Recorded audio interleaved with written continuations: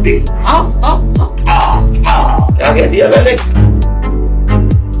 छोटे छोटे बच्चों,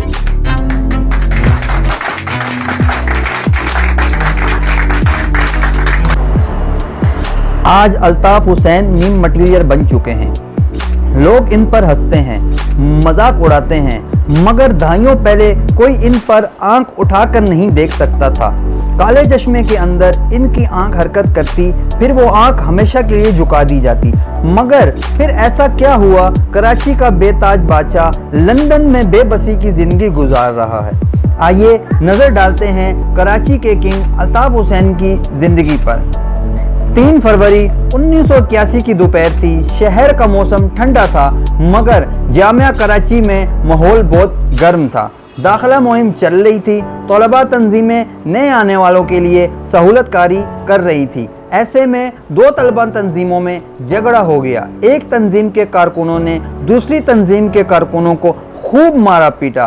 वो सब बामुश्किल अपनी जान बचा के वहाँ से भागे। 28 साल का वो नौजवान घर पहुंचा, इसके कपड़े खून से लथपथ थे। किसे मालूम था कि ये वाकया कराची की सियासत में ऐसा मोड़ लाएगा कि पूरा शहर लहूलुहान हो जाएगा। वो नौजवान कोई और नहीं, खुद अल्ताफ हुसैन थे, और इनके कपड़े अजीम आजम तारक और इनके साथियों के खून से आलूदा थे। अल्ताफ हुसैन ने APMSO क्यों बनाई?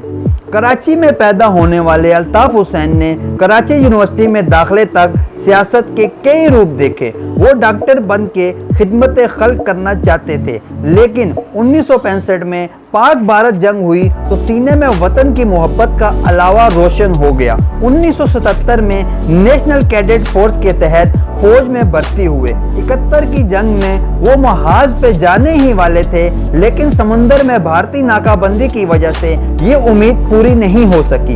अल्ताफ हुसैन के मुताबिक फौज में तरबियत के टाइम कराची वालों से तासब बरता जाता था, जिससे इनके दिल को ठेस पहुंची और इन्होंने फौज में मुस्तकिल नौकरी का इरादा छोड़ दिया। इस्लामिया कॉलेज से BSc के बाद 1975 में उन्होंने जामिया कराची में दाखिला लिया, जहां इस्लामी जमीयत तलबा, प्रोग्रेसिव स्टूडेंट और लिबरल स्टूडेंट के साथ साथ कई इलाकाई तंजीमें मसलन Punjabi student federation, Baloch student federation और पख्तून स्टूडेंट फेडरेशन सरगर्म थी। मगर मुहाजिर तलबा की कोई तंजीम नहीं थी। तालीमी इदारों में भी कोटा सिस्टम की वजह से उर्दू बोलने वाले तलबा को दाखिला नहीं मिलता था। इन्हें हॉस्टल में कमरे भी नहीं दिए जाते थे। इस सूरत में अल्ताफ हुसैन और इनके दोस्तों ने आल पाकिस्तान मुहाजिर स्टूडेंट ऑर्गेनाइजेशन की बुनियाद रखी। इन साथियों में अजीम आजम तारक, इमरान फारूक, सलीम शहजाद और दीगर साथी मौजूद थे। इन तमाम अरकान ने गली मोहल्लों में चंदा जमा करके ट्यूशन पढ़ाकर तंजीम के खर्चात पूरे करते रहे। NAD उर्दू साइंस कॉलेज, जिना कॉलेज और दूसरे इदारों तक इसका तंजीम का दायरा फैल गया। मकबूलियत बढ़ी तो मुखालफत भी बढ़ने लगी। अल्ताफ हुसैन अपनी आप बीती में लिखते हैं कि 1979 में इन पर जामिया में हमला हुआ। मुखालिफ तलबा ने बहुत मारा पीटा। वो बमुश्किल जान बचाकर अपनी होंडा 50 पर यूनिवर्सिटी से निकलने में कामयाब हुए। अल्ताफ हुसैन की 50 मोटरसाइकिल भी बहुत मकबूल थी। 1978 में उन्होंने ये मोटरसाइकिल 2900 रुपये में ली थी। वो खुद बताते हैं कि 1978 से 1984 तक 6 साल वो इसी मोटरसाइकिल पे तहरीक चलाते रहे। खैर, ये भी 1981 का वो वाकया पेश आ गया जिसका हम जिक्र कर चुके हैं और जिसकी कराची की सियासत का रुख हमेशा के लिए बदल दिया। कायद आज़म का कराची कायद तहरीक का कराची बन गया। 3 फरवरी 1981 के वाक़ये के बाद अल्ताफ हुसैन और इनके साथियों का जामिया कराची में दाखिला बंद हो गया। साथियों का जामिया कराची में दाखिला बंद हो गया। तालीम अधूरी छोड़ी तो तलबा सियासत में पूरी जान लड़ाने का फैसला किया गया। मुहाजिर नारे को शहर के गली मोहल्लों में ले जाया गया।